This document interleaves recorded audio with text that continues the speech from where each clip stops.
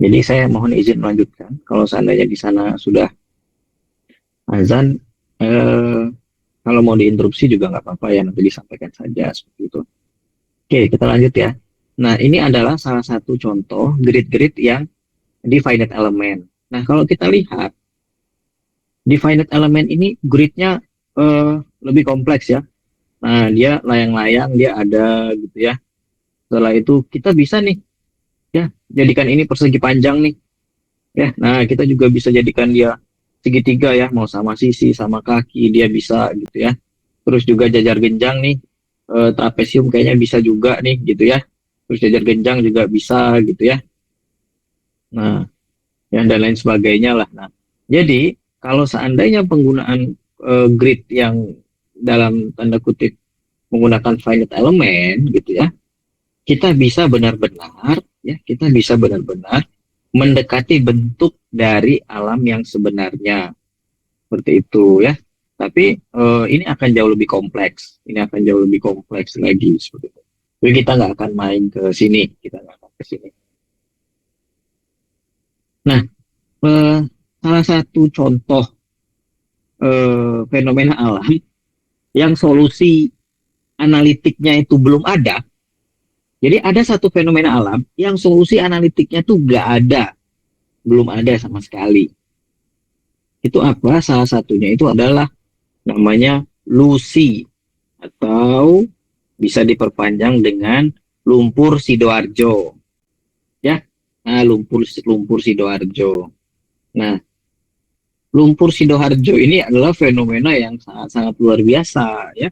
Nah, fenomena yang sangat luar biasa yang menjadi apa ya pusat belajarnya orang-orang gitu. Jadi kalau saya boleh boleh bilang, Indonesia ini adalah laboratorium dunia. Jadi kita hanya kekurangan peneliti, kita hanya kekurangan SDM, sorry, kualitas SDM yang cukup baik. Tapi soal infrastruktur alam, soal laboratorium alam, kita itu salah satu yang paling kaya di dunia. Biodiversity kita nomor 2 atau nomor 4 kalau nggak salah. Itu setelah Brazil gitu. Eh, Orang-orang di Europe, di Eropa, itu dulu pertama kali belajar geologi itu di tanah Jawa. Jadi ilmu bumi itu yang dinikmati oleh orang-orang di misalnya di Imperial College London ya, Colorado School of Mines dan lain sebagainya. Itu mereka berhutang banyak kepada orang-orang yang ada di tanah Jawa. Mereka pertama kali belajar mengambil data dan lain sebagainya itu di sana seperti itu.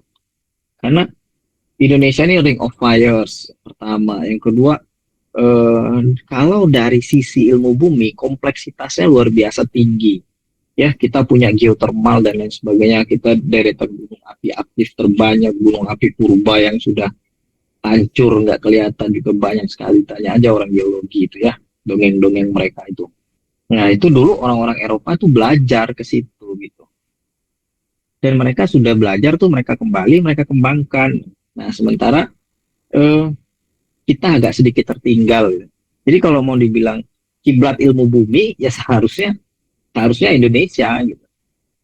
Indonesia dengan pergerakan lempeng yang sangat aktif sekali, cara nambangnya pasti akan beda, ya, lebih kompleks sekali gitu ya daripada yang ada di negara-negara lain seperti daerah-daerah lain seperti itu.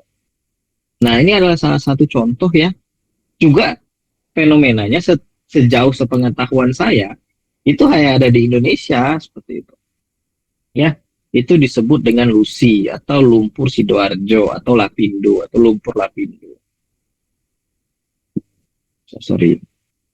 Nah, ini adalah sebuah permasalahan atau fenomena lingkungan, fenomena alam gitu ya. Ini adalah sebuah fenomena ya. Ini kalau kita lihat ini udah sampai ke rumah-rumah orang ya. Nah, ini kabarnya suhunya sangat panas sekali gitu ya. Nanti akan kita coba eh, petakan ya. Nah, ini adalah rumah-rumah orang seperti itu. Nah, jadi lumpurnya itu udah setinggi rumah orang gitu ya, dan satu kabupaten seperti itu. Nah, kalau kita lihat Lucy ini sebenarnya apa sih gitu ya. Nah, Lucy ini adalah sebuah fluida gitu ya. Konsep fluida itu kita harus tahu dulu ya. Sebelum saya yang jelasin gitu ya. Saya mau dengar Friends. Nah, Friends El Sadai. Nah, Friends teman kita. Iya, Pak. Ya, Friends El Sadai. Friends, coba berikan informasi lah ke kami. Kira-kira apa yang Friends tahu soal apa namanya fluida gitu.